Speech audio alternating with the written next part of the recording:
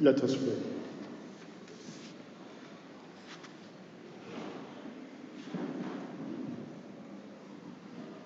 Our Father and our God, we thank you for this privilege of having this workers' conference.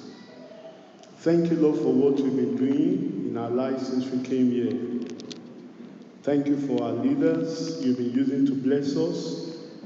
Lord, even as we come to this time of Bible teaching, I pray that, Lord, you will minister your word to every one of us. And that, Lord, you will teach us what you want us to know. And the grace to be the doers of these things, Lord, you will give to every one of us in Jesus' name. Lord, will not just be the hearers only, but you make us the doers of your word. We've not come here to fill our head with knowledge, but we've come to have a transformation by your word. We've come to have a regeneration through the Spirit, the inspiration of the Holy Ghost. Lord, I pray that this you will do in our midst here today in Jesus' name. Lord, when we've been having confusion, I pray that the Spirit of God will shed light into our heart, into our path in Jesus' name. And every form of confusion, of darkness, the light of God's word will shine upon it, and you take all the darkness away, Lord, in Jesus' name. Where there is contention in time past, I pray that we will not contend with the word of God, but we accept what the Bible says. And Lord, give us such a heart to be submissive, and Lord, to surrender to the authority of the scriptures over all our beliefs, Lord, over all our ideas, in the name of Jesus. Have your way in every heart through God. And I pray that these plain lips of mine, Lord, you will use to bless your people today. Thank you, Father, because I know you've had an answer. Worship and we exalt your name, Lord. In Jesus' name we pray. Amen. Let's open our Bibles to 1 Timothy chapter 4. The epistle of Paul, the apostle to Timothy, the bishop of the church in Ephesus. 1 Timothy chapter 4, I will read verse 16. Take heed unto thyself and unto the doctrine. Take heed unto thyself and unto the doctrine. Brethren, as we come to this session of doctrinal teaching, the Bible says we need to take heed. We need to let our heart be here. Let your mind be here. Let your focus be here. Let there be no distraction. And whatever thing you have in time past, you want to bring everything to the light of God's word, so that the light of his word will shine upon your heart even today in Jesus' name. It's not enough to hear. You must take heed. You must take it, because we're in the last days. And Jesus, our Lord and Savior, gave us the parable that there are some people that hear, and the birds and the fowls of the air came in and take away those things that they have heard. I pray that will not happen to you even today in Jesus' name. That's why you need to take heed. We need to take it because there are many people, when they sit down in the congregation of God's people, they see, but their heart is not there. They try to pay attention, but their minds are not there. Why? Because of the art of buying and selling. Because of the art of what will I eat, what will I drink. I pray that will not happen to you. That's why Paul, when he was writing to Timothy, remember, Timothy is not just a worker. Timothy is a pastor, a bishop of the church at Ephesus and other places that Paul the apostle sent him to Greeks and other places like that. Yet he told this man of God, take heed. As we go through these doctrines of the Bible, we need to take heed, so that we'll not be distracted, so that our heart will not be swept away from the word of God. I pray God will give us that grace to take heed in Jesus' name. Then we are not only to take it, he said continue in them. It's not enough to say, oh, Pastor, I know these Bible doctrines. Are you continuing in it? What you believed 5 years ago, what you believed 10 years ago, what you believed 20 years ago, what you believed 30 years ago, if you have been so long in the faith, are you continue in it? Or now you are allowing the circumstances, the situations of life to change your belief? Paul said, take heed, continue. Take heed, continue. Tell your neighbor, take heed, continue. We must continue. That's why you see in our church here, and thanks to our leader that always give us the privilege to go through these Bible doctrines over and over and over and over, so that we will not be forgetful hearers. I pray none of us will be forgetful hearers in Jesus' name. Bible doctrine, that's what we are considering today. And the outlines will be shared with us. But I want to plead with you that when you have the outline, don't just go and dump it somewhere in your shelf and forget about it. This is something I want to plead with you, that as a minister, as a worker in Deeper Life Bible Church, Scotland region, it is your responsibility to study them. It is your responsibility to know them. It is your responsibility to read all the scripture, because I just have about a little bit about over an hour to teach this. But you want to make sure that in your life, that as you go out from here today, that you make the studying of this Bible doctrine a fundamental part of your life, that you are looking over them, you are studying them, you are comparing scriptures with scriptures, because we are in the last days, because we have a lot of errors that are flying here and there, because we have a lot of so-called internet preachers now that are out there in the world confusing a lot of people. I pray you will not be confused.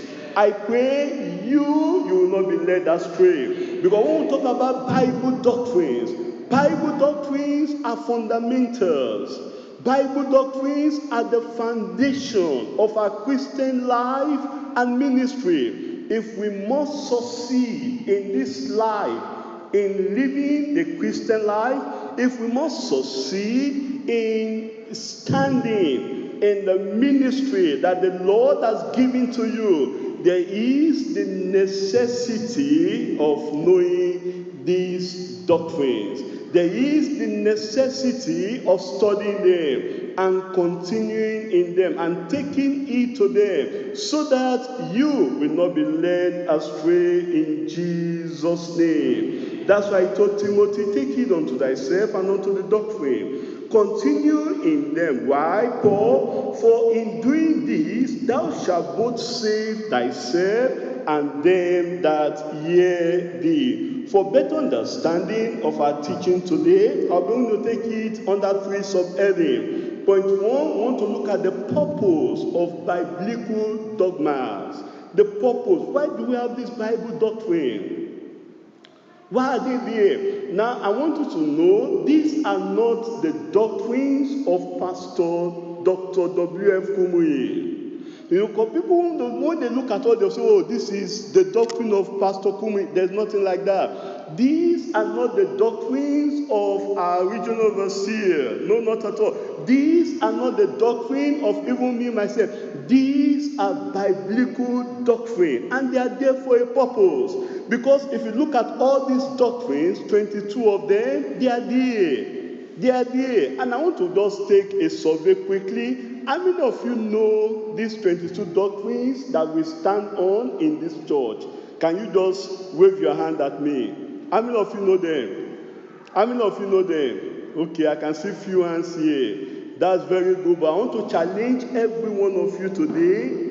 Go and study them. So that even when we wake you up today and say, my sister, my brother, what do you know about the doctrine on true repentance?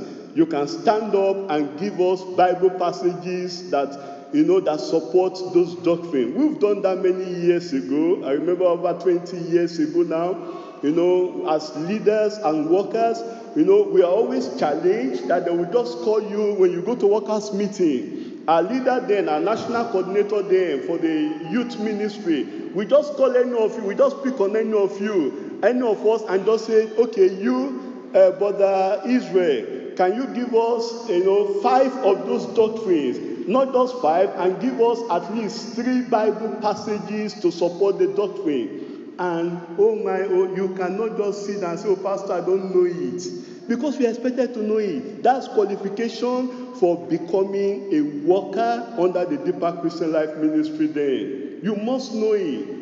You must understand the doctrine. You must be able to defend the doctrine. I pray the Lord will help us in Jesus' name. Purpose of biblical dogmas. Number 2, we look at the precepts on Bible doctrines. This will consider all the 22 Bible doctrines.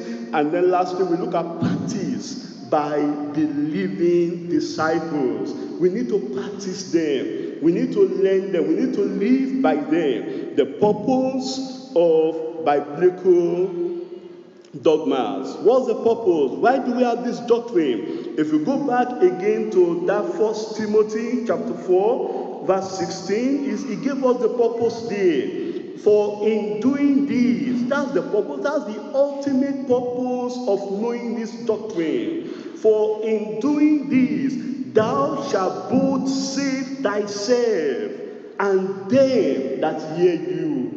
As a minister in the church of the living God, you must know this doctrine. Because when we give you such the scriptures to teach on Sunday, if you must save yourself and save those that are listening to you on Sunday during the scripture teaching in your local churches, you must know this doctrine. As a singer, it's not enough to sing. It's not enough to say, oh, I'm in the choir, I'm coming to sing. You want to look at the lyrics of the things, the words, the songs you are singing. If those lyrics contradict the scriptures, you don't come up here and begin to sing that thing. If not, you are leading the people of God into destruction. You must know this doctrine. If you must save yourself and save them that are listening to you, you must know them. That's the purpose. But quickly, I'll just run through 7 of them. Number 1, if sinners will be saved in our churches, we must know and teach these doctrines. We must teach them. How can sinners be saved when we are not talking about genuine repentance? How can sinners be saved when we are not talking about redemption, the doctrine on redemption? How can sinners be saved when we are not telling them about the justification by faith that Christ has purchased for us on the cross of Calvary? If sinners must be saved in our churches, in our cities, we must know this doctrine. No, that's why Christ told us in Matthew chapter 28, teach all nations. We must teach them if they must be saved. Number 2, for the steadfastness of the saints. For the steadfastness. That's why we must teach this doctrine. That's why we must know this doctrine. If the saints that we are bringing into the kingdom, if they must be steadfast in the faith and in the love of God, we must teach them, we must show them the path into the kingdom of God that Christ told us that strive to enter in. Because the way into the kingdom is narrow, for the wide way will lead to hell. That's why we must, if they must be steadfast and be stable, we must teach the doctrine. Number 3, for the strengthening of souls. for the strengthening of souls. The weak one, what will give them strength, to live the Christian life is the word of God. That's why we must teach them. Number 4, for the spiritual maturity of those who are saved in our churches, we must teach this doctrine. Number 5, for the stability of the separated believers, we must teach this doctrine, because Paul the Apostle said in 1 Timothy chapter 4 verse 13, till I come, give attendance to reading, to exhortation, and to doctrine. That's why we must teach it. Number 6, for the studying of the scriptures. Study to show thyself approved unto God, a workman that needed not to be ashamed, rightly dividing the word of truth. 2 Timothy chapter 2 verse 15. We must teach this doctrine. You must know them. You must study them. And lastly, for submission and supplication. What will enhance your life of prayer is the word of God. Is the word of God. That's why I pray the Lord himself will give us the understanding as we go through this doctrine quickly in Jesus' name. Bible doctrines are fundamentals to the church. They are the foundation of the church. If this church will uplift us, if this church, the generations that are coming ahead of us, behind us, if we are going to give them something, that will uplift us, we must teach them the doctrines of the word of God, because doctrines are foundation to the church of the living God. Doctrine, if we must contradict all the errors, fight against all the errors that are flying over the internet, on the social space, on the YouTube, we must teach the doctrine. I pray God will give us the grace, and we will begin to teach these doctrines in all our locations in Jesus' name. Point 2 quickly, we look at the precept of biblical doctrine. The precept, like I told you, we have 22 of them, and they are there in the outlines that you have. But if you look at those 22 doctrines, we can, summarize them into 3 divisions. We have the doctrines for the divinity. The doctrines for the divinity, that's doctrine 1 to 3. Then doctrines 4 to 15, we have the doctrines for the disciples. The doctrines for the disciples of Christ. Then right doctrine 16 to 22, we have the destiny doctrine. The doctrine that determines our destiny and the end of life. Quickly, let us go through them quickly. Doctrine 1, that is, we are looking at the part 1 there, the divinity doctrine, 1 to 3. We have the doctrine 1. Are you there in your outline with me? Doctrine 1. The word of God teaches, and we believe, that's the doctrine on the Holy Bible, that the Holy Bible, consisting of 39 books of the Old Testament and 27 books of the New Testament, is the inspired word of God.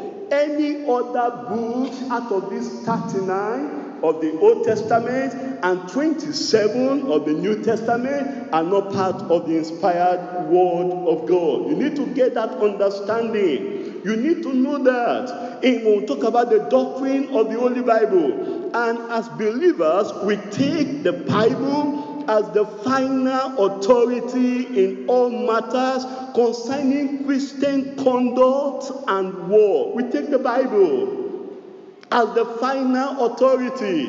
It is not the suggestions of your parents.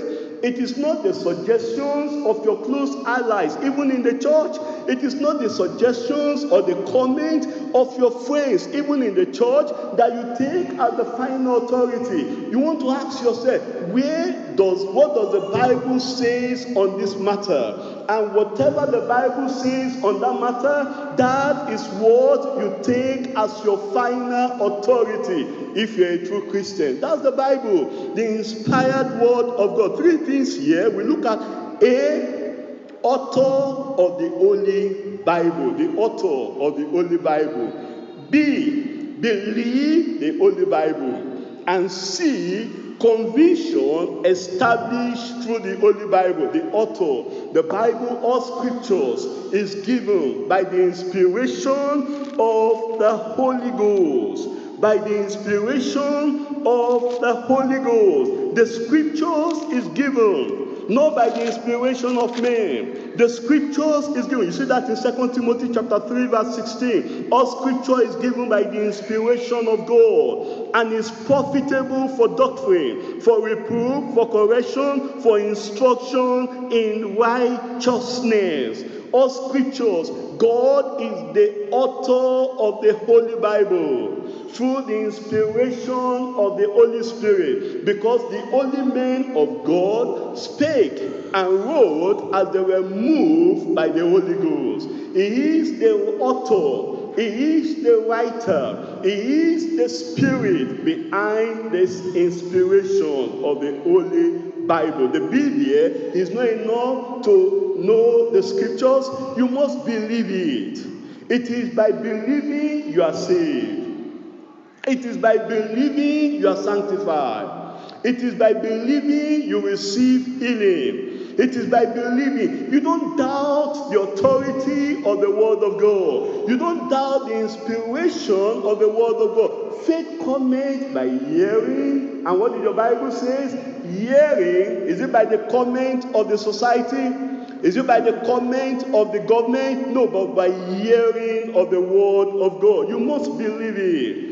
If you must live the life that is inspired by the holy word of God, you must believe the word of God. The written word, you must believe that. You must believe the written word above the spoken word by any man, man or woman of God. You must come to that level in your Christian life, where you take the written word of God as the final authority of your belief. Your conviction, that's see there now, conviction established through the Holy Bible. The Bible is was written by 40 authors, right? And they wrote the Bible over a span of 1,000 years. And these authors, they came from different backgrounds. Among these authors, you have the educated ones. Among these authors, you have the farmers. Among these authors, you have those who are government people, rulers wrote the Bible. Rulers like King David, Solomon wrote the Bible. You have people like fishermen that wrote the Bible. Peter, 1 Peter, 2 Peter, they wrote the Bible. You have the most, educated men that wrote the Bible. Paul the Apostle, he was well established and scholar, like Moses also. Moses had the best of the Egyptian education. He wrote the Bible. But you have common men that also wrote the Bible. And all these authors, do you know what makes this Bible we are talking about? The Bible, do you have your Bible, a copy of the Bible in your hand? Can you raise your Bible up with me? Raise up a copy of your Bible. Raise it up. Please, don't ever, I plead with you, if you must spend eternity with God, don't ever drop this Bible. Because in this written word of God is the path that will show you to life eternal. It is in this word of God that will show you the path to righteousness.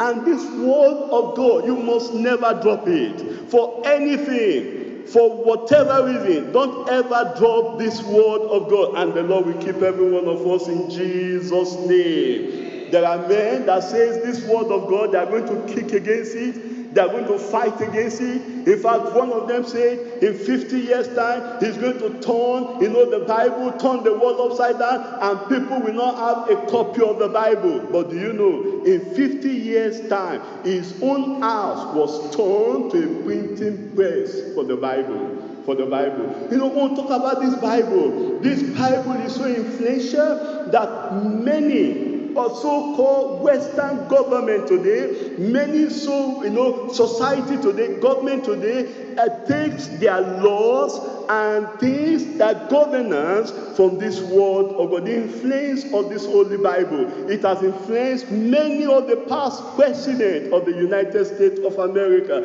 It has influenced many of the past leaders, even of the United Kingdom. No wonder, do you know that it was a king of United Kingdom that gathered scholars all over the world. We are talking of over 400 scholars all over the world, best scholars, and he gathered theologians, and he gathered every one of them and said, we want people to give us something that is so close to the original Bible. And that's where you have the King James version of the Bible. King James, he spent his money. He spent the money of United Kingdom to give us what we have as the King James Version. The Bible originally was written majorly in Hebrew and in Greek language. The Old Testament in Hebrew and the New Testament in Greek. Part of the Old Testament also was written in Aramaic languages. But then you see, when people start making the translation of the Bible, think of people, that gave their life to this Bible. Think of people that were born on the stage because they want to expose the Bible to humanity. They want to expose this word of God. Think of people like Wycliffe. Wycliffe was born on the stage because of his stand and translation of the Bible. The old Roman people, they wanted to take the Bible away, but they said, no, we must do something about this Bible. We must write it. Think of people like, Austin Taylor. Austin Taylor spent all his life, in India translating the Bible for the people there. I pray in your own time, you will spend your life to make this Bible common to all men in Jesus' name. That's why we must preach the gospel. We must tell others. Doctrine 2 quickly. Doctrine 2. That's doctrine 2, the Godhead. I'm talking about the divinity doctrine and the Godhead. God's word teaches,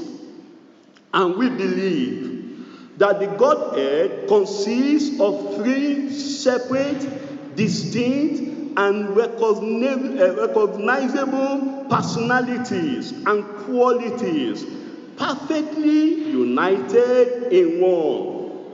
The Father, the Son, and the Holy Ghost are 3 persons in the Godhead, not merely 3 names for one person. That's what we believe, and that's what we stand on. 3 things here. A, B, C again. A, the authority of the Godhead. The authority of the Godhead. B, the basis of the Godhead. The basis of the Godhead. Then C, the cohesion in the Godhead. The cohesion. You see the unity there. We'll talk about the authority. In Genesis chapter 1, God says, let us make man in our own image. That's the authority of the Godhead. God spoke you see the authority of the Godhead again in Genesis chapter 1. The authority of the Godhead, apart from making man, it says there in Genesis chapter 1, verse 1, in the beginning, God created the heaven and the earth. That's the authority of the Godhead. The authority of the Godhead. God the Father demonstrated that authority. God the Son demonstrated that authority when he was here on earth. That demons bowed before him. They trembled before him. They say, oh Jesus, that Son of God, has thou come to torment us before our time? And he bind them and cast them into hell. The Holy Ghost demonstrated that authority through the disciples.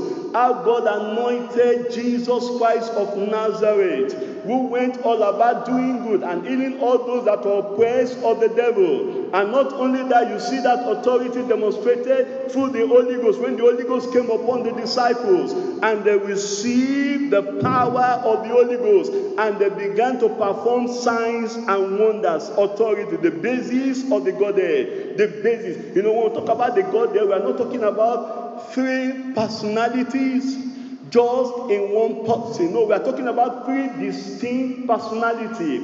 God the Father, God the Son, and God the Holy Spirit. It's not just God the Father, it's also God the Son. There's nothing like that. Because we are told in Matthew chapter 3, look at the distinction, the basis of the Godhead. Matthew chapter 3. Matthew chapter 3. I'll read from verse 16 of Matthew chapter 3. And Jesus, when he was baptized, that's God the Son now. Jesus, when he was baptized, went up straightly out of the water, and in the heavens were opened unto him, and he saw the Spirit of God. Do you see that now? The Spirit of God. That's God the Spirit now. The Spirit of God. And he descending like a dove and lightning upon him. And lo, a voice from heaven. You see the distinction there now. Jesus was the Son, God the Son, being baptized in water, and as he was coming out of the water, God the Spirit, descended upon him like a dove, and as the Spirit was descending upon him like a dove, then a voice came from heaven, God the Father now speaking. Look at what did he say there? He said, "This is my beloved Son." That's God the Father speaking now. "This is my beloved Son, in whom I am well pleased." The basis. That's the basis of the Godhead. That's why we don't confuse it.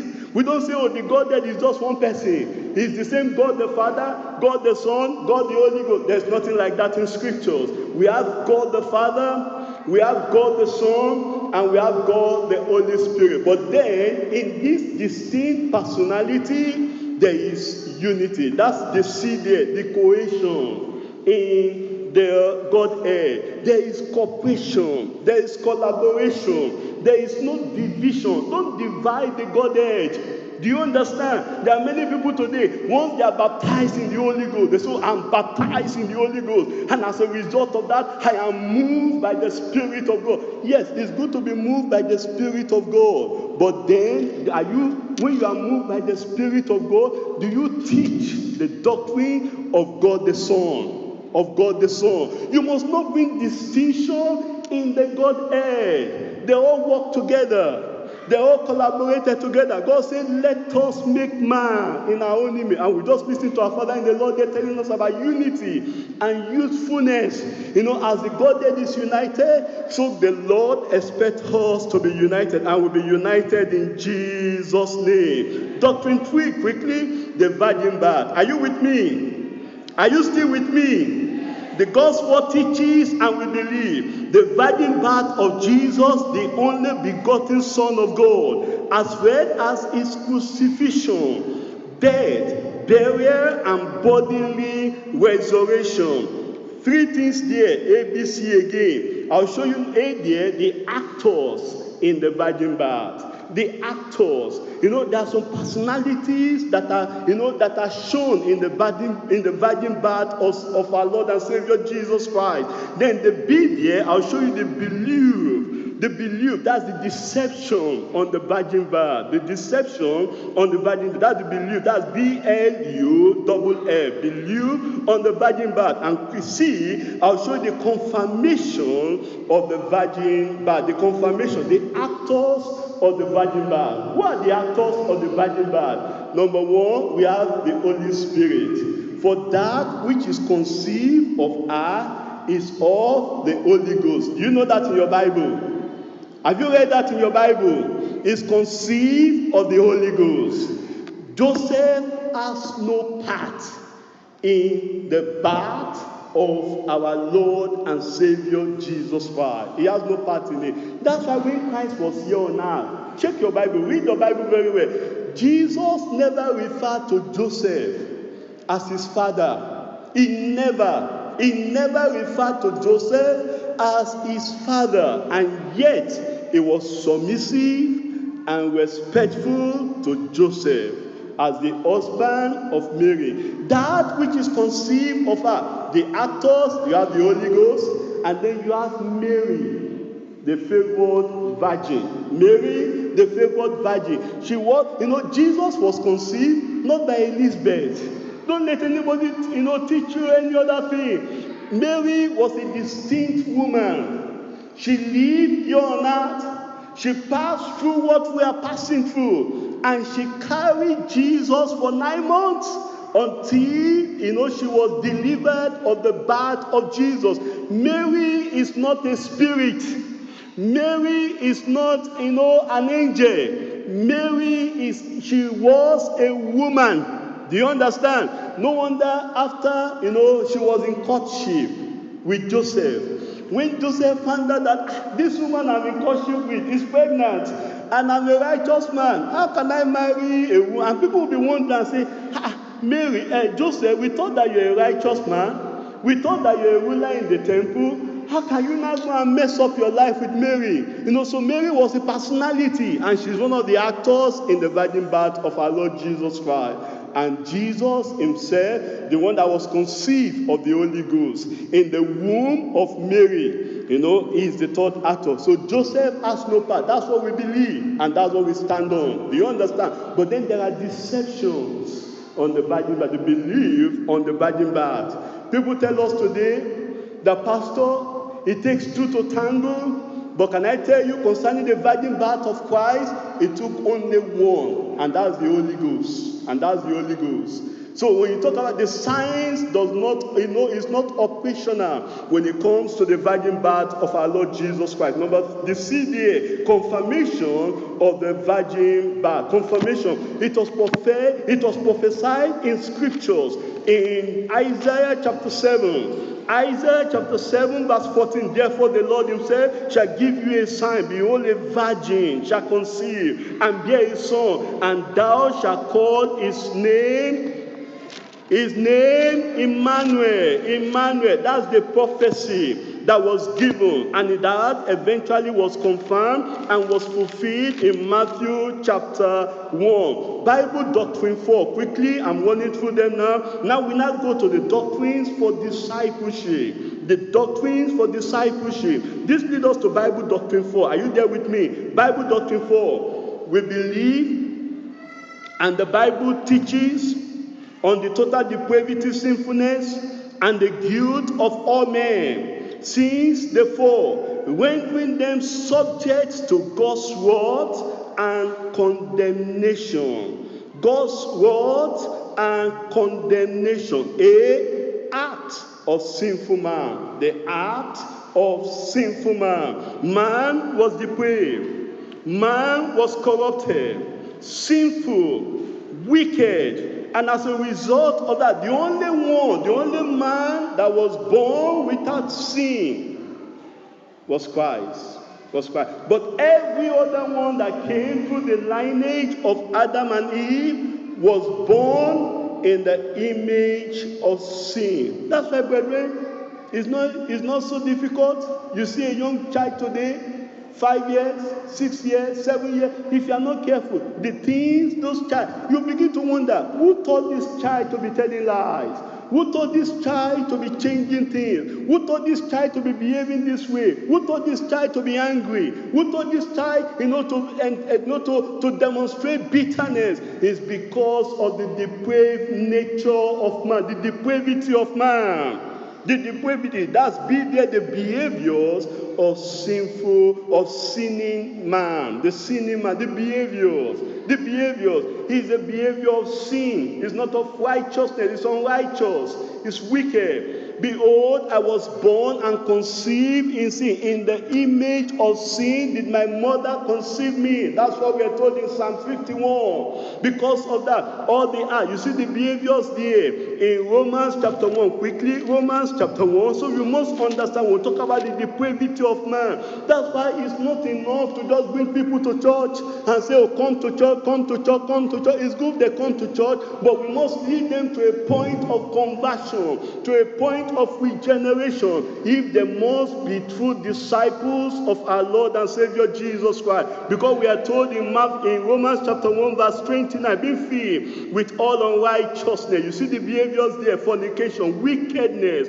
covetousness, maliciousness, full of envy, murder, debate, deceit, magnanimity, whisperers, backbiters, haters of God, despiteful, proud, boasters, inventors of evil things, disobedient to parents. You see there, as a result of that behavior, then there's condemnation for the sinful man. Condemnation for this, that's the seed there. Condemnation for the sinful man. The soul that sinneth, the Bible says, it shall die.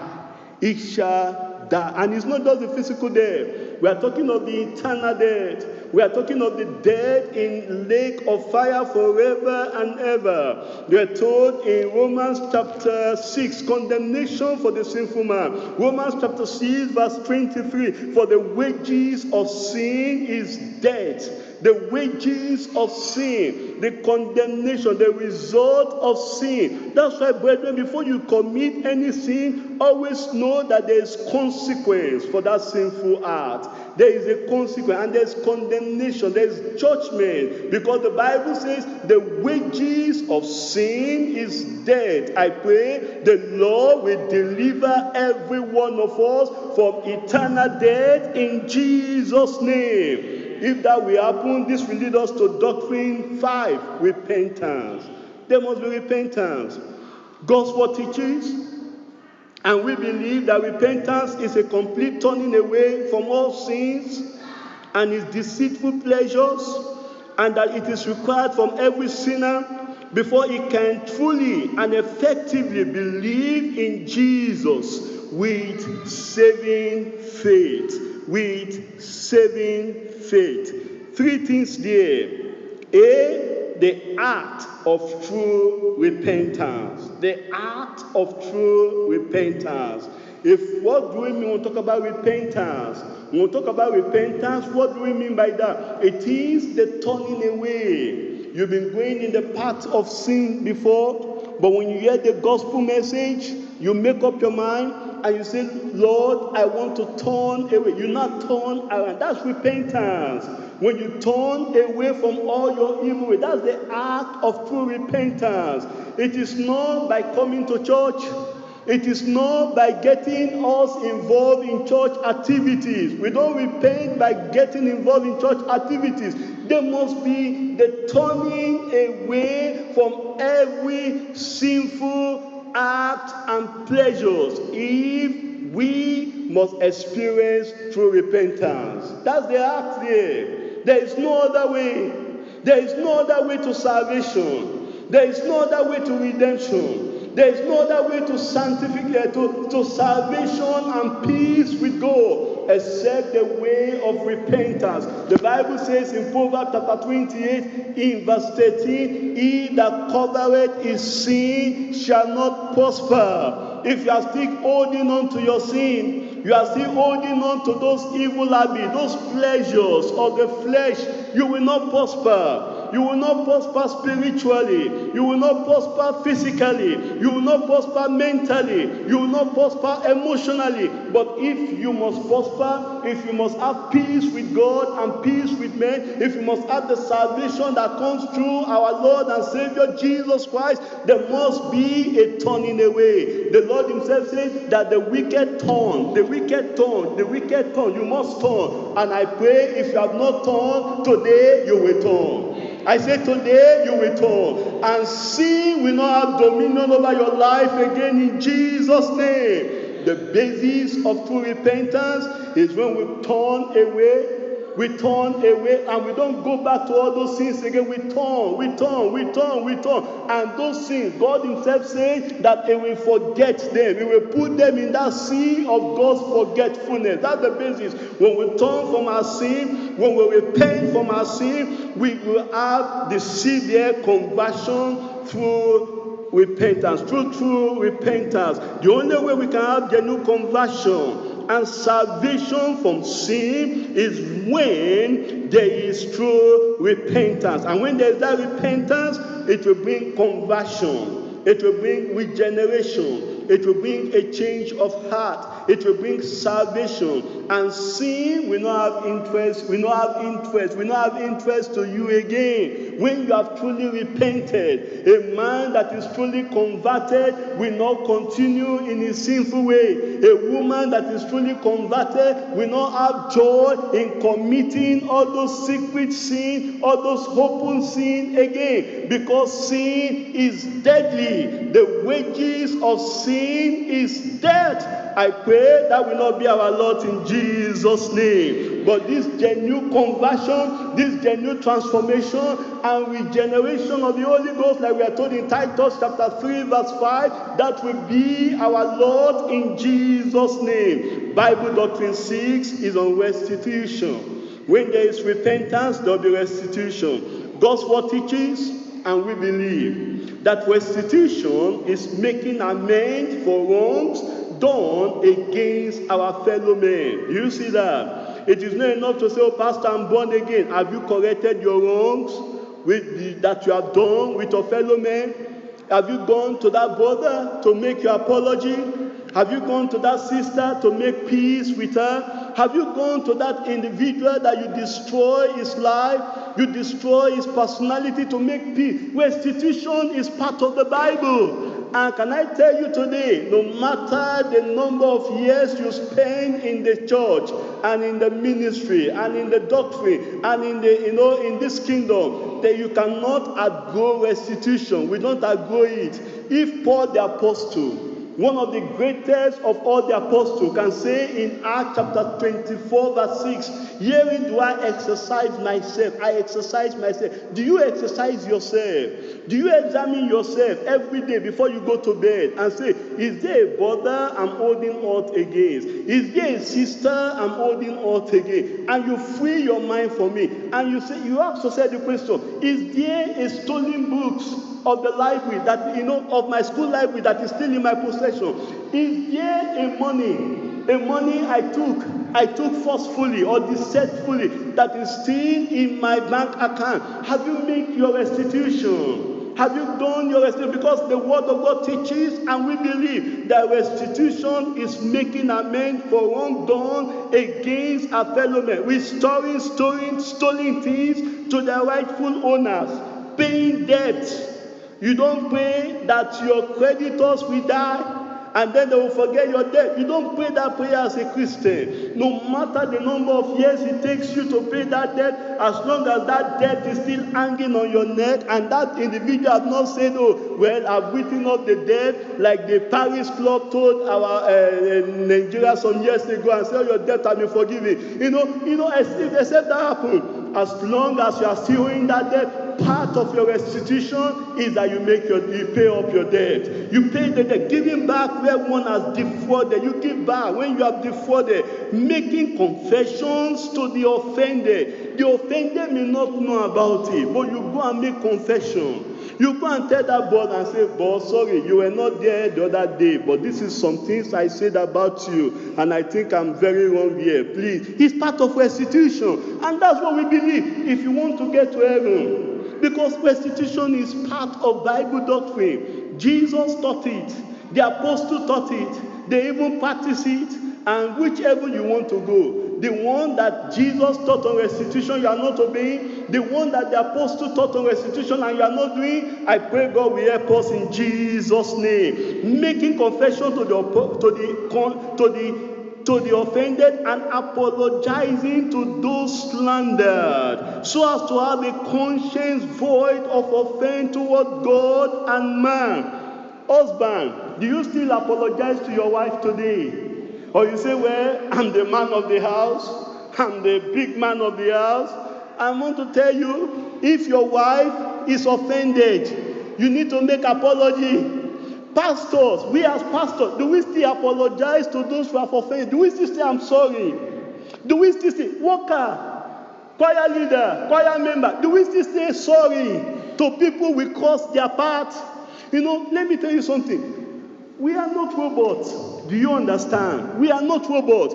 And as long as we are still on this side of eternity, we will still cross each other's paths. I will still step on your toes, you will step on my toes. But the only thing that keeps us as Christians is that when we offend one another, we apologize. Jesus taught that when your brother offends you, how many times? Is it just one time? Is it just 2 times? And you say, well, Pastor, I cannot take it again. I'm asking you, is it up to 70 times 7 in a day, not just in a month, not just in a week, but in a day? 70 times 7. That sister will offend you, and we still come to offend you and offend you and offend. And you say, oh, I cannot take it again. Take it. But is the sister making an apology?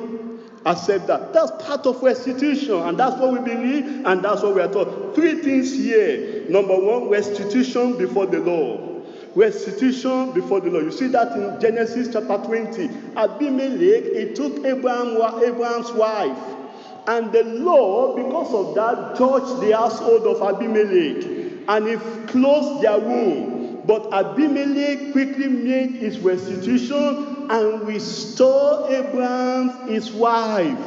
Brother, you got wedded to that sister before you became converted. And when you got married, you are just doing boyfriend-girlfriend thing. And from that, she had a baby, second child, third child. Now your house is full and bouncy.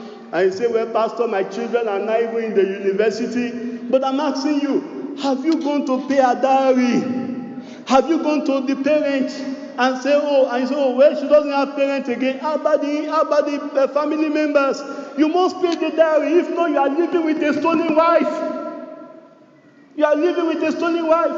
And by this doctrine of restitution, you are not even supposed to be a worker. You must pick your restitution.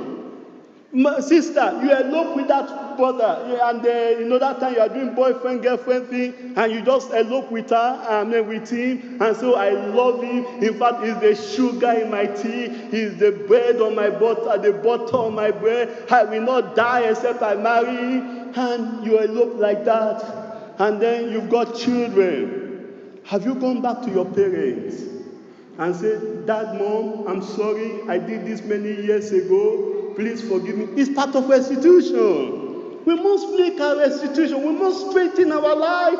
All the rough edges, we straighten them up if we want to get to heaven. And we will get to heaven in Jesus' name. Restitution during the law. During the law. Moses taught restitution. You see that in Exodus chapter 22, verses 1 to 5. It says, if you've taken anything, restore him fourfold. Restore him fourfold. Then lastly, restitution after the law. After the law. That man, he got converted, Zacchaeus, and he told Jesus, Lord Jesus, in Luke, you see that in Luke chapter 19, verse 18, verse 8 and 9, Lord, if I've taken anything from any man by forcefully, he was a tax collector. But he says, all those things I've taken through my excess tax on the people, I restore them back. I give them back to them. I pray God will help us to make a restitution in Jesus' name. And I've told you the story of Paul the Apostle. Bible doctrine. Where are we now? Tell me now to know that you are not sleeping. Are you still with me? Where are we? Bible doctrine 7. Justification. God's word teaches and we believe that justification is God's grace through which one receives forgiveness and remission of sin and is counted righteous before God through faith in the atoning blood of Jesus Christ. Having thus been cleared of every guilt of sin, the regenerated stands before God as though he had never sinned, not on the basis of any personal merit, but in the light of what Christ has accomplished for mankind by his substitutionary death on the cross. The substitutionary death on the cross. Three things here. The cause for our justification. Why? Why do we need this justification? Because every soul that sinned is a condemned criminal in the sight of God. The sinner is condemned. God sees the sinner as a criminal. And we need one to stand before God. The cause for our justification. Because the Bible says in Psalms, the Lord is of a purer eyes to do what? To behold what? Iniquity. In Psalm 50, he says, the wicked shall not stand before him. That's why there is the need for justification. We need one to stand before God on our behalf. We need one to pay the price that will bring us into the presence of God so that we can partake of his goodness. That's number 2 now, the cost for our justification. The cost. God, the redemption of their soul is precious. That's what the Bible says. Do you know that? The redemption of their soul is precious. They needed to be the sacrifice that must be paid. And that sacrifice can only be paid by one who had never sinned before, the sinless one. And who is that sinless one that paid the price? Give it to me. Say it louder if you believe. Jesus. He is the one. He paid the price. He sacrificed his life on the cross of Calvary. And he died on that cross so that you will be free, I will be free. And I pray we will enjoy, we continue to enjoy the price Christ paid for us on the cross in Jesus' name. Can I hear a louder amen? Psalm 32, Psalm 32, look at it there. Psalm 32, verses 1 and 2, or Psalm 32, verses 1 and 2. Blessed is he whose sin is forgiven, whose sin is covered. Blessed is the man in whom the Lord imputed not iniquity, and in whose spirit there is no guile. That's the consequences of our justification. Point 3 there. The consequences of our justification. In whose spirit there is no guile. When Christ justifies you, there is no guile in you again. When Christ forgives you of your sin, there is no guilt of sin again.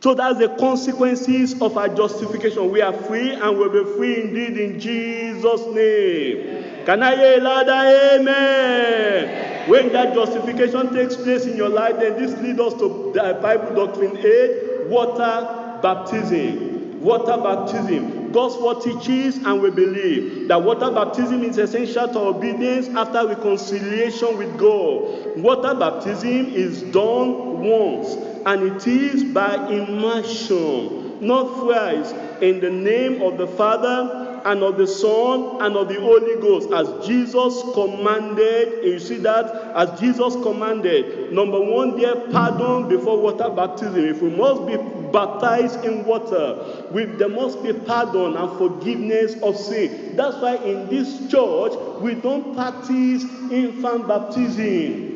Infant, because the infant, have they repented of their sin? No. Have they confessed Jesus as their Lord and Savior? No. Because they are still infants. They are still babies. You don't bring your babies to church and say, Pastor, baptize my baby in water. We don't do that in this church. There must be genuine repentance, forgiveness of sin, and pardon for all sins committed before there will be water baptism. Number two, the practice of water baptism. You see that in Acts chapter 8, verse 38 to 39. In water baptism, when we baptize people in water, we go with them in the water. We dip them. They are baptized by immersion. And you don't do that 3 times.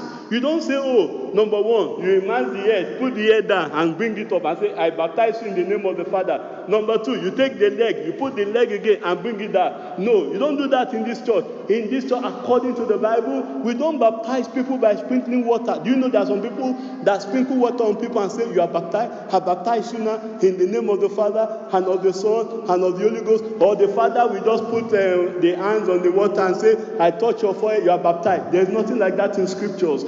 According to biblical practice of water baptism that Jesus did in Matthew chapter 3, he was immersed in water. He went into the water as Philip did to that Ethiopian eunuch. He went into the water with that Ethiopian eunuch. As John the Baptist did to all those that came to him in River Jordan, he baptized them in water. We baptize people in water by immersion in the name of the Father and of the Son and of the Holy Ghost. Then number 3, when that baptism takes place, what's the evidence? It gives you public confession via water baptism. When you are baptized, water baptism is a public confession of your Christian stand, of your Christian faith, and we don't do that secretly.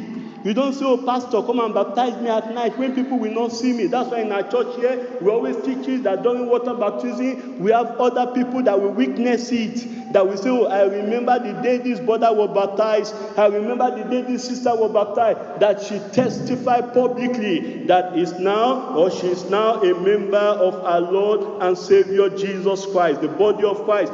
Bible Doctrine 9. Bible Doctrine 9, the Lord's Supper.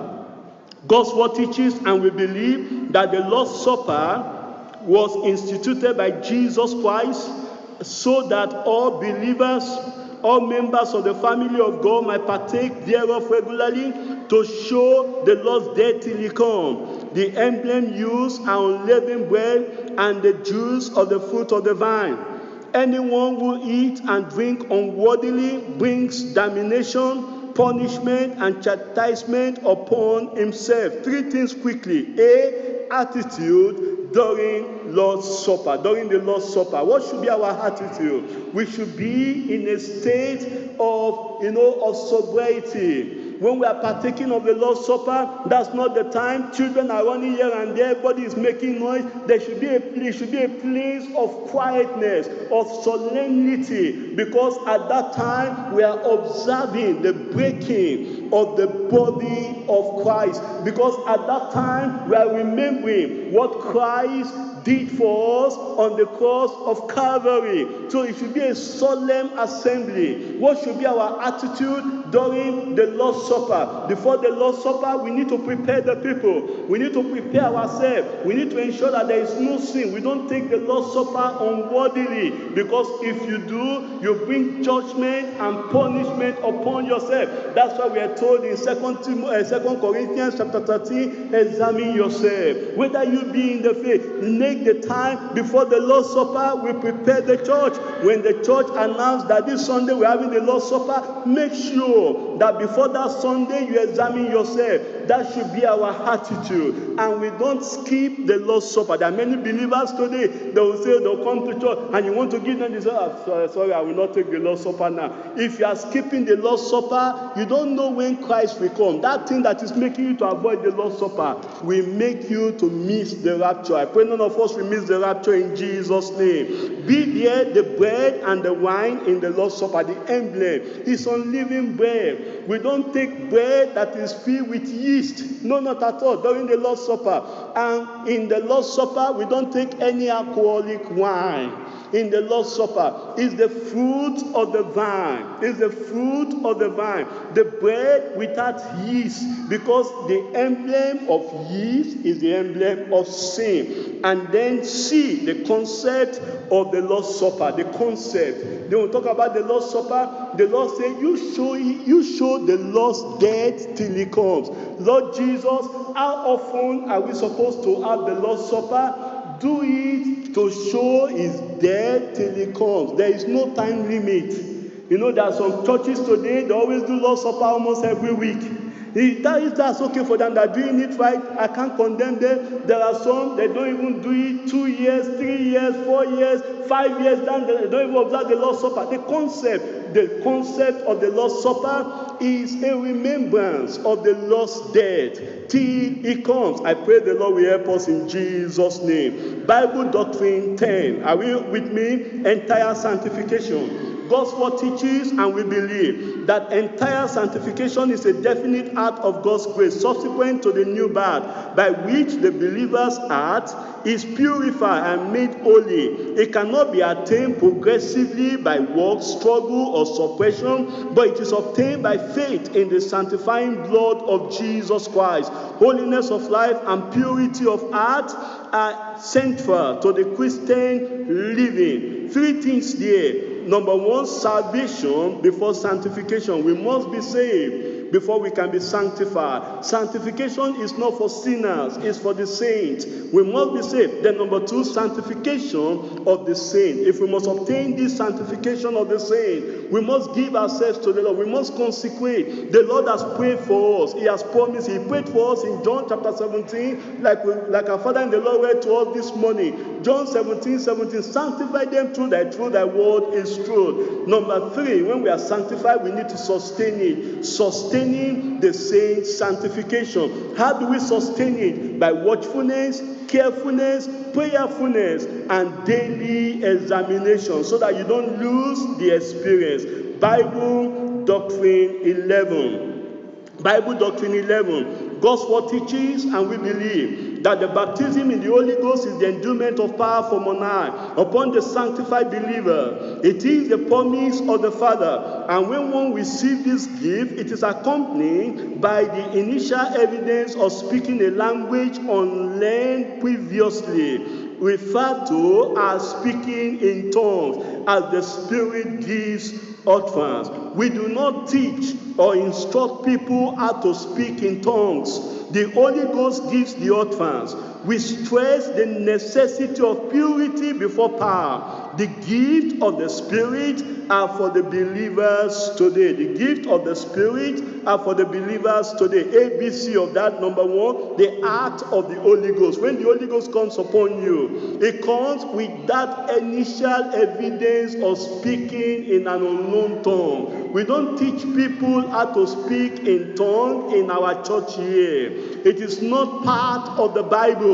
The Holy Ghost gives the utterance. It comes with that initial evidence of speaking in tongues. And you say, oh, Pastor, I know I've got the Holy Ghost, but I've not spoken in tongues yet. Then I tell you, you have not received the Holy Ghost. Because according to Bible doctrine, what we believe, what we stand on, is that when the Holy Ghost comes upon you, the evidence, the act of the Holy Ghost, it will move you. You will speak in an unknown tongue. The act, and when the Holy Ghost comes, it gives you boldness, power, and courage. Boldness, power, and courage. Not boldness and courage to contradict the scriptures. It's not boldness and courage to look into the eyes of your leaders and be disobedient to the leader. That's not the Holy Ghost. When the Holy Ghost comes, it gives you the courage to stand on the Bible. It gives you the boldness to declare the totality of the word of God without looking at the faces of the people.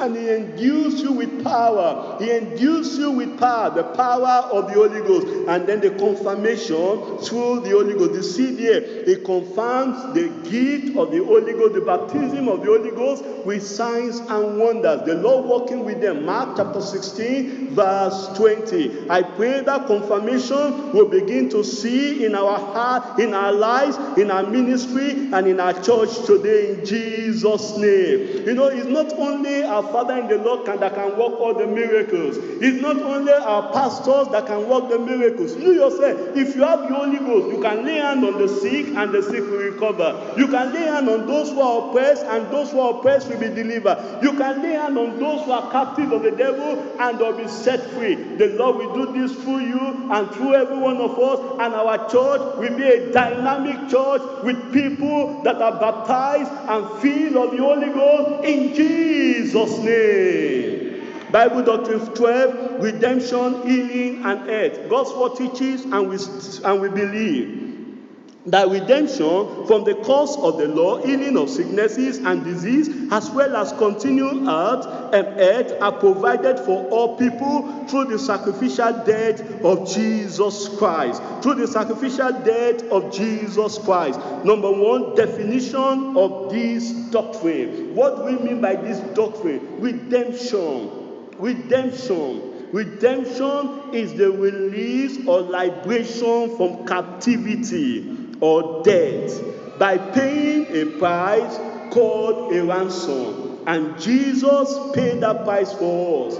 If you're a true believer and you are genuinely born again, can I tell you, whatever your ancestors have done in time past, Jesus has redeemed you from every ancestral curse. Can I hear amen to that? Can I hear a louder amen to that? Our redemption is a total package. Do you understand? The redemption Christ did for us, paid for us, the ransom Christ paid for us is a total package. And that total package you will enjoy today in Jesus' name. So there's no need calling your mother in the village. There's no need calling your father in the village and say, Daddy, Mommy, what did you do? What did you do when, before you came back to me? Is there anything you buried anywhere? You don't need all those information. Am I still here? I say you don't need all those information. If Jesus has redeemed you, you are redeemed. I am redeemed. I am redeemed. And I'm free from every curse of the law. Have you not read Galatians chapter 3 verse 13? It says Christ has redeemed us from the curse of the law. You are redeemed. And your redemption will be complete in Jesus' name. Part of that is also healing. Are you sick here today? The Lord will heal you. Point 2 here, divine healing and health through this doctrine. If you are sick, by his stripes we are healed. I say by his stripes we are healed. Today receive your healing in Jesus' name. Because Jesus paid the price. His blood, his stripes was made for our healing. You know, they are told that there are about 42 stripes on the body of Jesus Christ. And do you know, medically we are told that all the diseases and the sicknesses of the world can be classified under 42 major headings. That means that for every stripes on Jesus' body, there is healing for that sickness. There is healing for that disease. That sickness will not kill you. You will not die because of that disease. The Lord will heal you today in Jesus' name. Number 3, determinant to receive this doctrine. You must be determined, and you believe that you will receive it, and you receive it in Jesus' name. Bible doctrine 13. Bible doctrine 13, personal evangelism. Personal evangelism. God's word teaches, and we believe that personal evangelism is a God-given and God-ordained ministry for every believer. Jesus commanded, and God required every believer to be a compassionate and fruitful soul winner, bringing others to Christ. Bringing others to Christ. Number 1 here, meaning of personal evangelism. What do we mean by personal evangelism? It is one-to-one. You reaching out to your neighbor, reaching out to your friend, reaching out to your colleague on one-to-one basis, preaching the gospel to him or her with the intent of bringing him to the knowledge of our Lord and Savior Jesus Christ. That's personal evangelism. And number 2 is a mandate. It's a mandate from Christ. Mark chapter 16 verse 15. Go ye into all the world. And look at it. Mark chapter 16. Let me just quickly read that. Mark chapter 16 is a mandate. It's a commission. It's the responsibility. The church should be a going church. The church should not just sit in house and say we expect sinners to come. The Lord expects us to go out there and preach the gospel. Mark chapter 16 verse 15. And he said unto them, go ye into all the world and preach the gospel to every creature. Go ye. You know, when Christ gave this commission, we thought that, oh, how can I go to all the world and preach the gospel? But you know that it's so easy now to preach the gospel to the whole world. You can use your social media, your social platform, your Facebook account, your Instagram account, your TikTok account, all those social platforms. You can use that to preach the gospel to all the world. And people are reading your gospel message in China, in India, all over the world. I pray the Lord will make us a going Christian in Jesus' name. The means of personal evangelism, the means. We need the word of God. When you go to preach the gospel, don't go and tell stories. Don't go and give them information about our father in the Lord, Pastor W.F. Kumi. Oh, do you know there is a book written by our father in the Lord, defender of the faith? You know, this man of God, he has been serving God for over 50 years now. He has been living that life. When you go to preach the gospel, you don't go to tell story about our regional overseer and say, oh, do you know our regional overseer? He's a wonderful man of God. He's a pastor. He's a man of God. We don't go to tell stories about your pastor. Neither do you tell story about the church of God. Preach the gospel. We are to preach the gospel, and we will preach the gospel. I will preach the gospel. You will preach the gospel. And as we preach, the power of the Holy Ghost will go with us. We need that, but that's another means of this personal evangelism. We need the power of the Holy Ghost. I pray you will receive that power. Are you saved, sanctified today? You will receive that power of the Holy Ghost in Jesus' name. Another means of the gospel message, you can do that through friendship. Cultivate friendship with them. Interact with them. You cannot preach the gospel when you are always isolating yourself. The Lord calls us to be separated from the world, not to isolate ourselves from the world. These are two different things. Separation is different from isolation. We are not called into the monastery. We are called into Christianity. Do you understand? The Christianity that is separate from the culture and the systems of the world. You are in the world, but you are not of the world. That's why as we go, we must interact with them. You see them, they come to you in your place of work and they share their burdens with you, and you say, you people of the world, that one is your own cup of tea. I don't listen to things like that. My sister, listen to it, because from there you can preach the gospel. From there you can interact with them. From there you can express, the joy of God with them. One of my colleagues saw me in the office and said, Israel, there's something about you. You are always smiling. You are always smiling. There is no fondness on your face. There is no this. Jesus is the source of my joy. You preach the gospel. Preach the gospel with all means, and the Lord will help us in Jesus' name. That you don't isolate, interact, and preach. I pray the Lord will help us. Bible Doctrine 14 on marriage. God was teaches, and we believe that marriage is binding for life. Marriage is what? Did you read that there? I'm asking you, did you read that there? Then why do you want to divorce? Why do you want to separate?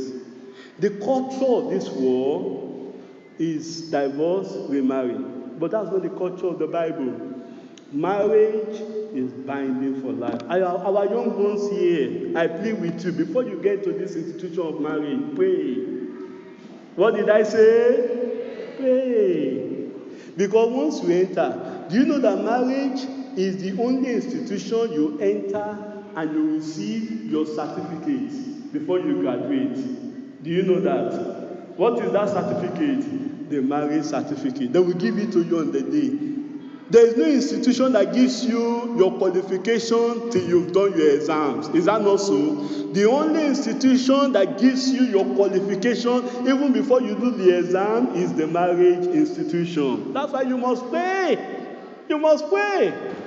Don't just take it lightly. Don't just do boyfriend, girlfriend. Don't just say, I like you, you like me, and then let's marry. It goes beyond that. Because that woman, you will live with her forever. You will live with her 50 years. Amen. If Jesus tarries, amen. 60 years, amen. 70 years, amen. And you will not divorce. Say amen now. You will not separate. Say amen now. Hey, so it goes beyond, I like you, you love me, me too, I love you. It goes beyond that. Pray, and the Lord will help us in Jesus' name. Monogamy is the uniform teaching of the Bible. Polygamy is contrary to God's word and institution. Polygamy, you say, oh pastor, we don't practice polygamy in our church. I didn't know sisters, they are closer to their pastor than their own wife, than their own husband. I didn't know, married men. The closest ally they have in the church is that sister, is that other sister in the church, and your wife is there. What are you doing? You are practicing polygamy. Even though you have not brought her home, but already is your wife. She is your wife. Already is your husband. Because you are, things you cannot share with your own wife. Things you cannot share with your own husband. You can go to that man and share with that man. You can go to that woman and share with that woman. That's polygamy. I pray the Lord will deliver us from all this religious polygamy in Jesus' name. Let your wife be the wife at home. Let your husband be the husband at home. And the Lord will help us in Jesus' name. Under the New Testament dispensation, remember, look at under the New Testament dispensation, no one has a right to divorce and remarry while the first companion lives. When a person becomes converted, necessary restitution on this line must be done without delay if married wrongly. That's why I've told you, you need to make your restitution, pay your dowry, pay all those. Maybe you are separated already from your husband and now you are converted. Pray and the Lord will bring you back. I say pray and the Lord will bring you back. That reminds me the story, the testimony of one couple. They were just there in Baghdad many years. The husband came for the program. The wife also came for the same program. And they have been separated for so many years. But at that revival program, the husband got converted. And the wife also. Look at the way God works. The wife also got converted. And as both of them were coming out of Baghdad, the husband also supported the woman and said, is that not my wife? Is that not my wife? And he ran after her. And the woman looked and said, this is my husband, this is my husband. And that's how they went home united. The Lord will do that for your own family. Are you separated in heart? Even though you are living together, but you are separated in heart. You don't talk to each other. Your taste is different from our taste. There is no unity. There's no cohesion between you, husband and wife. I pray the Lord will bring back that love, that affection, and that unity in Jesus' name. Your wine will not run dry. Can I hear louder amen? Today, Jesus will bring in new wine into your marriage in Jesus' name. 3 things quickly. Precept from scriptures on marriage. Precept from scriptures. Genesis chapter 2 verse 24. Therefore shall a man leave his wife and his father and his mother and shall cleave. In marriage there is leaving to cleaving. You don't marry that woman and you are still close to your own mother. And you are still, my mother is my prayer warrior. Boy, you are married now. Every little thing, my mommy must hear. My mommy must hear. Every little thing, sister, my daddy must hear. My daddy must hear. You are married now. In marriage, there is living. You leave your father and your mother, and you will cleave to your own husband. And you will cleave to your own wife. That's marriage. That's scriptural marriage. I pray the Lord will do it for us. Where you've not left your mother and your father today, you will break that bond. Say louder amen now. I didn't say you hate your parents, but I said you will break that bond. And you will cleave to your own husband. And you will, my young men are going down now. And you will cleave to your own wife. The Lord will do this for us in Jesus' name. In marriage, the woman is submissive to the husband. Even in this culture, you don't do anything without the permission of your husband.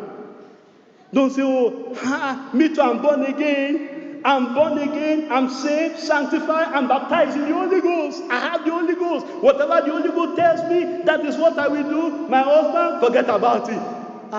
Marriage doesn't work that way. The wife, you are submissive. Ephesians chapter 5, verse 22. Women, wives, be submissive to your own husband. You may have the Holy Ghost, you may even speak in tongues more than the husband. Be submissive to that man. That man is still the head of the home. And then in marriage, the husband, you will love your wife.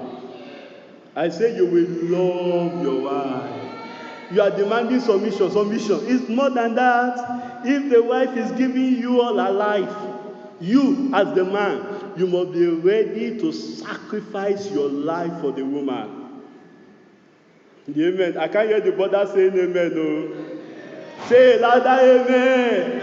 Let our sister know that you are going to do this from today in Jesus' name. You must be willing to sacrifice yourself for your own wife. What does that mean? You ask yourself, before I buy, I change my wardrobe. I ask myself, have I changed the wardrobe of my wife? Before I buy one shirt for myself, have I bought 2 dresses for my wife? That's the scriptures. That's the Bible. That's what love means. Love means when you collect your salary, you give the woman the money and say, my dear, alert has entered. Daddy, what's the account number? I will tell you later. Your wife must have right to your account number. She must have right to your bank card, your debit card. As you are doing debit card for yourself, do you do for your own wife also? If you have not, go and do it. The same account. That's marriage. That's marriage. You collect the money like this, you work for the money, and you put it down and lay it at the feet of your wife. Amen. Sisters, are you happy? Our sisters are not happy. Sisters, are you happy? Our men will begin to do this for us in Jesus' name. Preparation before saintly marriage, you must prepare. You must prepare, you must pray, you must wait on the Lord, do the will of God. Principles of scriptural marriage. I've talked on all this before. There must be submission and then love. Our time is really gone. I'm going to stop in the rapture. Bible Doctrine 15, and then you can continue later. Bible Doctrine 15, the rapture. God's word teaches, and we believe that the rapture, that's the part 3 now.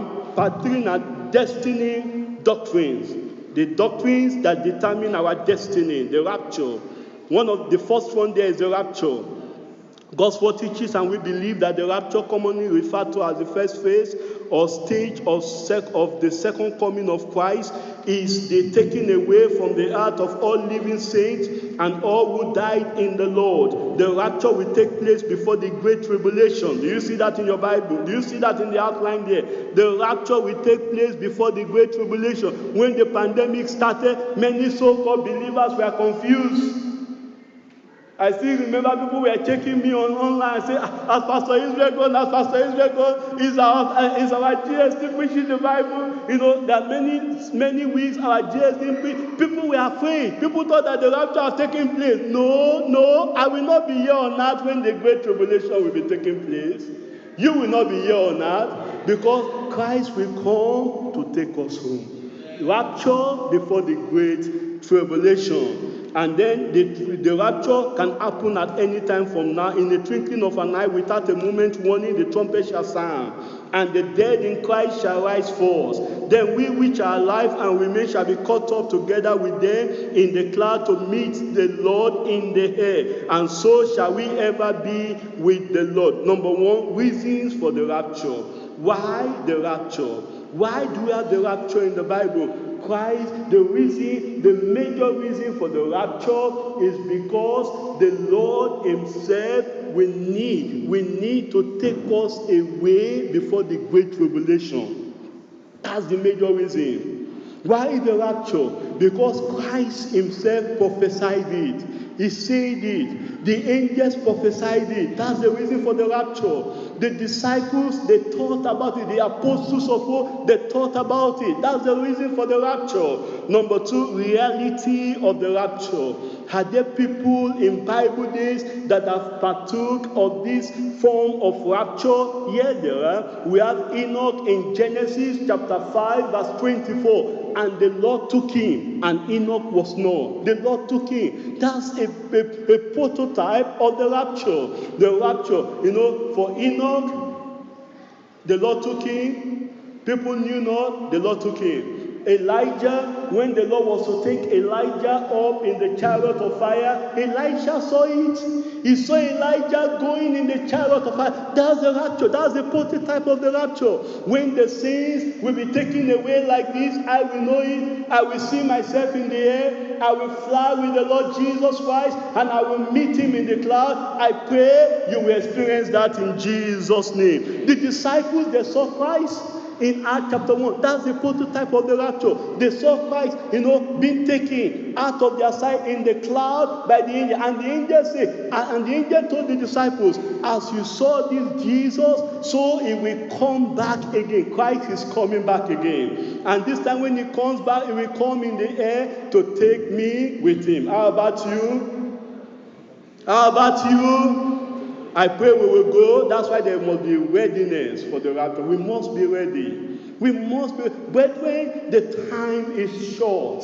The time is short. When you look at the things happening in the world, when you look at all the pandemic, when you look at all the things happening, the time is short. Jesus will soon come. We must be ready. We must be ready. How do we get ready? Watch and pray. Watch your character. Watch your attitude. Watch your time. Don't waste away your time. Then be sober. Be sober. Don't live a frivolous life. Don't live a careless life. Be prayerful. Not only be sober, be prayerful. And I pray and then be steadfast in this work of the kingdom. This ministry the Lord has given to you. Let no man take away your ministry. Let no man take you away. Let no sin take you away. Let no circumstances take you away. Challenges may be there. Difficulties may be there. Misunderstandings may be there. But be faithful. Be faithful unto the end. And at the end, the Lord will crown all your effort in Jesus' name. Jesus is coming again. And when he comes, where will he meet you? Will you be ready at the coming of the Lord Jesus Christ? Or you be careless with your Christian life? I pray the Lord will find every one of us ready, watching and praying till he comes in Jesus' name. Shall we rise up and take all these things to the Lord in prayers? You want to pray and talk to the Lord today and say, Lord, help me. Help me, Lord, to be ready. Help me, Lord. I will not be careless. I will not be careless. Take all these things we've learned on Bible doctrines. We've not talked on everything, but the 15 we've talked about, take them to the Lord in prayers. That the Lord will help you, you'll be grounded in Bible doctrines. The Lord will help you, you will give yourself to Bible doctrines. Talk to the Lord. Ask for grace that you be the doers of these things that we've learned today.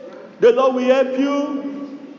The rapture of the church will soon take place, that you will not be careless. The Lord will help you to be ready, so that you can go, you will go with the Lord at the time of the rapture.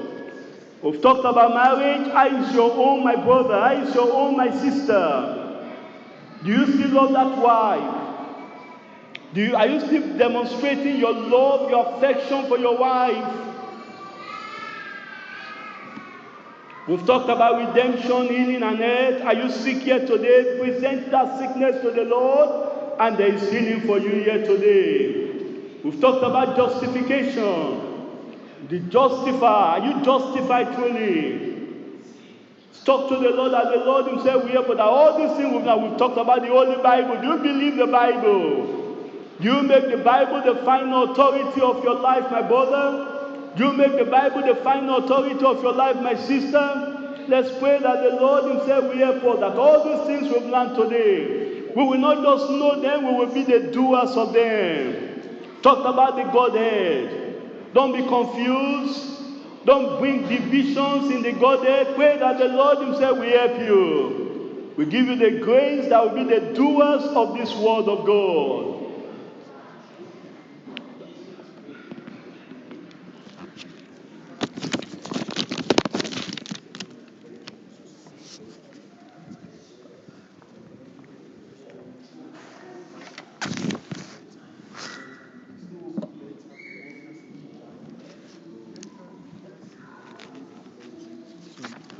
Jesus' name we pray. Heavenly Father, we want to thank you for the short of your word to us, telling us about the doctrines, and giving us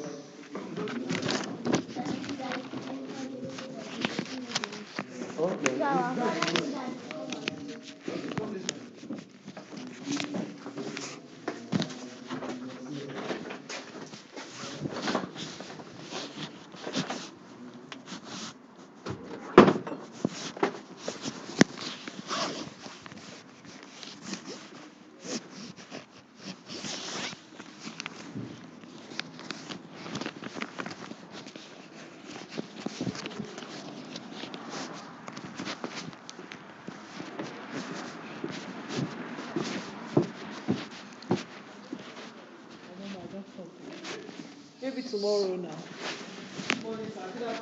Good afternoon, my sister. How are you? Good afternoon. Good afternoon, my sister.